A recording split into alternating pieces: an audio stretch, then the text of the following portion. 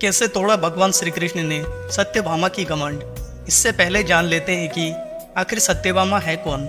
सत्यभामा सत्राजित की कन्या और श्री कृष्ण की 4 मुख्य स्त्रियों में से एक और भूदेवी की अवतार है। इनसे श्री कृष्ण को 10 पुत्र प्राप्त हुए, जिनके नाम भानु, सुभानु, सौरभानु आदि थे। सूर्य ने जो स्वयं मस्तक मणि सत्यभामा के पिता को दी थी, उसे सतध्वन ने सत्राजित की हत्या करके छीन लिया था। सत्यभामा राजा सत्राजित की पुत्री थी।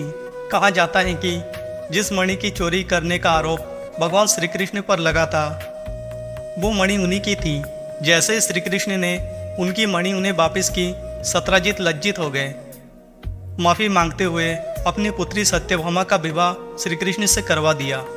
किस प्रकार से टूटा सत्यभामा का घमंड, तो आइए इस छोटी सी महत्वपूर्ण कहानी के माध्यम से समझने की कोशिश करते हैं।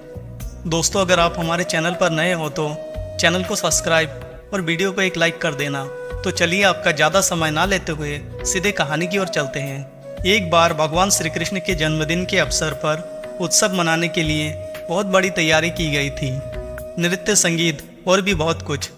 लोग बड़ी संख्या में इकट्ठा हुए, पर भगवान श्री कृष्ण घर में ही बैठे रहे। शायद वो उनमें भाग लेना नहीं चाहते थे।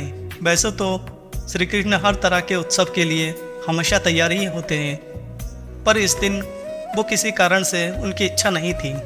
रुक्मणी जी आई और पूछने लगी कि हे नाथ, आपको क्या हुआ? आप उत्सव में शामिल क्यों नहीं हो रहे हो? बाकी सभी लोग आपकी राह देख रहे हैं। तब भगवान श्री कृष्ण कहता है कि मुझे सिर में अत्यंत दर्द हो रहा है।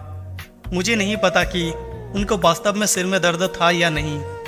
हो सकता है कि वाकई में हो, और ये भी संभव था कि वो नाटक कर रहे हो।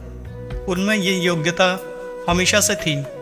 भगवान श्री कृष्ण कहता है कि यहाँ पर उपस्थित जो भी मुझे वाकई प्रेम करता हो, वो अपने चरणों की धूल मेरे माथे पर मल दे तो मैं ठीक हो जाऊँगा।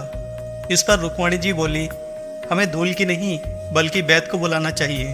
और वैद्य आए भी। उन्होंने हर तरह की दवाइयाँ दी। इस पर श्री कृष्ण बोले, नहीं, ये सब चीज़ें मुझ पर असर नहीं करेगा। फिर वहाँ पर उपस्थित सभी लोगों ने पूछा, तो हमें क्या करना चाहिए? तब तक बहुत सारे लोग वहाँ पर इकट्ठा हो गए थे।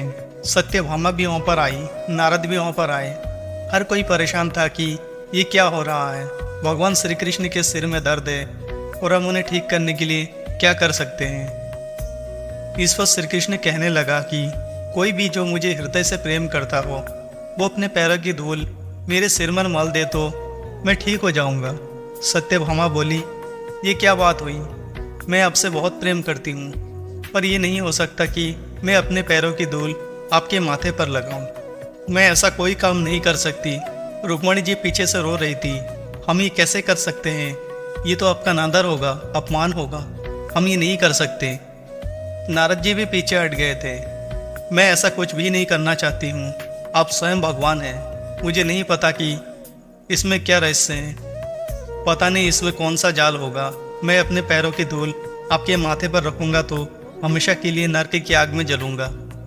मैं ऐसा कोई काम नहीं करना चाहती हूँ। चारों ओर ये बात फैल गई।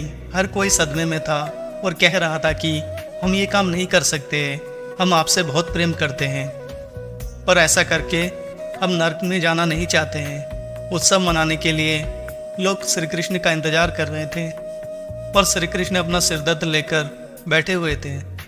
फिर ये बात वृंदावन तक पहुंची और गोपिया को जब मालूम पड़ा कि कृष्ण के सिर में दर्द है, तब राधा ने अपनी साड़ी का पल्लू फाड़ा और उसे जमीन पर बिछा दिया और सब गोपियाँ उस पर नाचने लगी।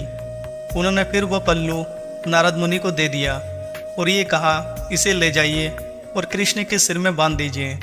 नारद मुनि वो धूल भरा पल्लू ले आए और भगवान श्री कृष्ण के सिर में बांध दिया और श्री कृष्ण का सिर में दर्द तुरंत ठीक हो गया और इस तरह से सत्यभामा का घमंड टूट गया।